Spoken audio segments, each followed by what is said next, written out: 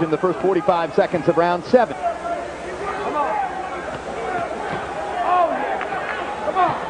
Hard left hand and a hard right hand by Wright. Both back Mosley into the corner. Mosley trying to come back with power shots of his own. Just standing and trading. Both guys got good chins, but Wright is not the devastating puncher. Shane is a much better puncher between the two. Because otherwise, the punches that Shane had been hitting with, that had been the other way around, it would have been a knockout. On the other hand, Wright is the more solid defender, and that big left hand was as big a punch as he landed in the fight. Yeah, he's consistent, though. As soon as Shane takes a little break, Winky starts taking over again. Well, the moment the two-round comeback has come to an end, as the first minute and a half of the 7th emphatically belonged to Winky.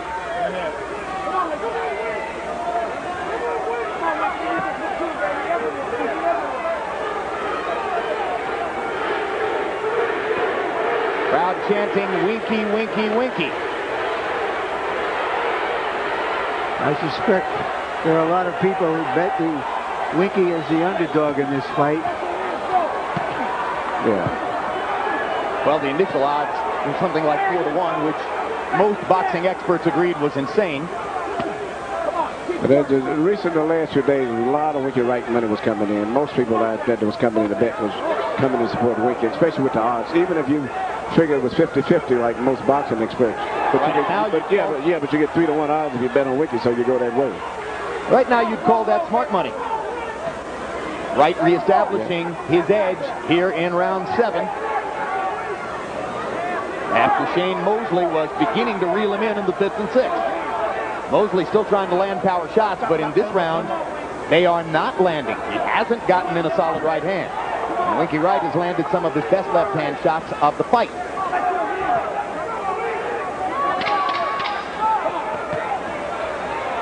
Mosley with arm punches. Wright easily able to block them.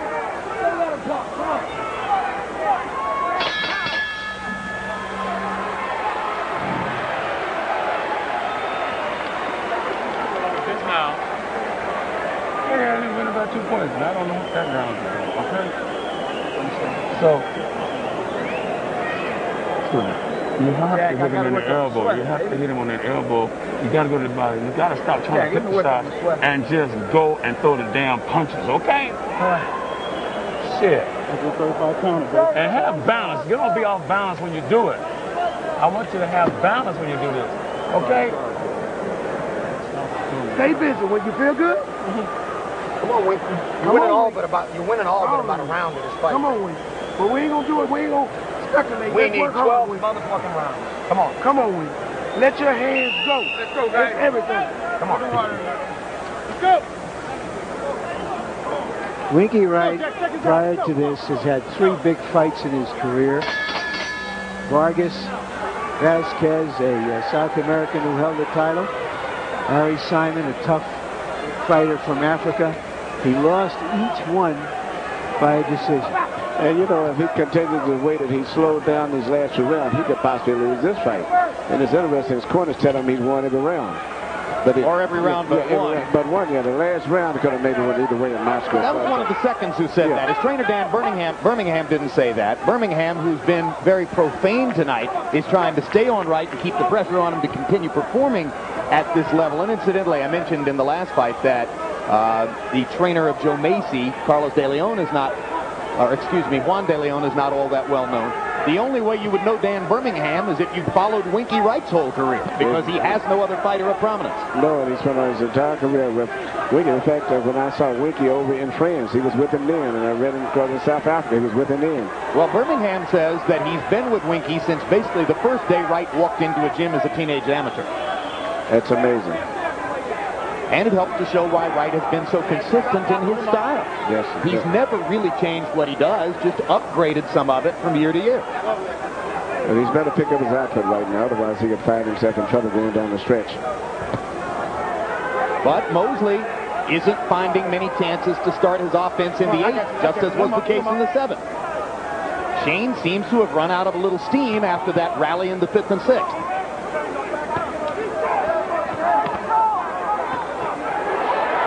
Him with the right hand again. Mosley tries to fight back. As Larry pointed out, it's always Mosley's instinct to try to come right back at you when he's been hit. There's another big left hand. And Mosley starting forward to try to attack, but Wright takes advantage of the opportunity to hit him again. Pops him with 2 more right hands. Shane wants to answer, but Winky is targeting him.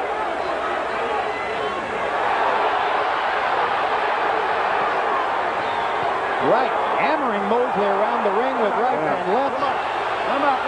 And at this rate, Shane is not really hurt, but he just don't know how to deal with the situation. The punches are coming from angles which he's least expecting, and the pressure is so much. He's not used to being pressured. Even with Oscar, he was the one that set the pressure, not Oscar De La Hoya. For the first time, someone is making him back up and putting a lot of pressure on him and being very physical. And the crowd begins to chant Winky, Winky, Winky again. Finally, Mosley lands a straight right hand to slow the rally a little. Shane trying to stick in another straight right hand. But again, these punches have nothing of the authority that he showed in the 5th and the 6th when he was rocking Wright with solid right crosses. And even those wasn't really that clean. They was halfway landed punches, but it was just so much power and steam, and the way that, you know, Mosley punched it with such speed, it created more excitement than damage.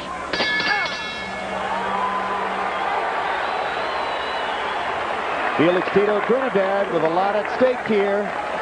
Big money assignment against Shane Mosley in the fall if Mosley can win the fight. Doesn't seem to be happening at this moment. Trinidad could lose millions here tonight without stepping in the ring. It should be noted that according to Wright, he's agreed to fight him if he wins. Jab him, okay? Jab him. Throw the right hand, box him, come on, just throw some feints, okay? You got to do that. Where's the water? Where's the water? Okay, Shane? Box him. Hit your left hand. You got to move your head, too. Okay, keep your head in one spot. Move your head. Box. Set your punches up. Right hand, left hook, okay? Look at the elbow. Now this round, Jack Mosley is telling Shane Mosley to box. The previous round, he told him to go in there and, in effect, try to punish Wright. Let's see if he can be more effective moving as he's trying to do right here. 4 rounds to go. Winky Wright seems to have won 6 of the first 8 from Shane Mosley. In round 8, CompuBox numbers, Wright 23 out of 66, Mosley 15 out of 58. And Wright with by far the harder, more substantial punches in that round.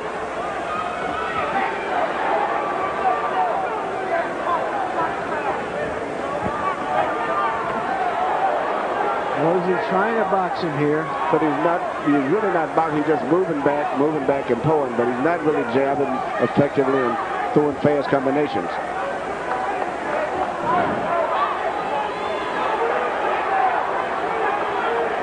Crowd is stunned, quite frankly, because there have been moments in these past 2 rounds when Winky Wright is toying with the great Shane Mosley. Yes, it actually looked like it's a man and with a boy to some degree.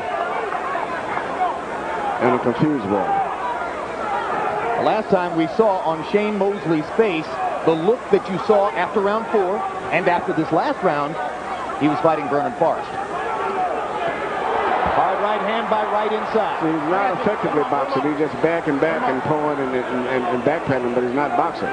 And of course, the 2 fights with Forrest all but brought Mosley's career to a halt before he revived it with the big win over De La Hoya last September. Right now, Winky Wright, tall and long-armed like Vernon Forrest, is making Shane Mosley look as discouraged here as he was in New York and Indianapolis in his 2 losses to Vernon. And Wink is very, very confident. He's never lost his confidence level. Even the rounds that Shane won, Wink was very confident in those rounds. Wright is just bouncing on his feet and waiting for opportunities to pop Mosley. It's the right jab again.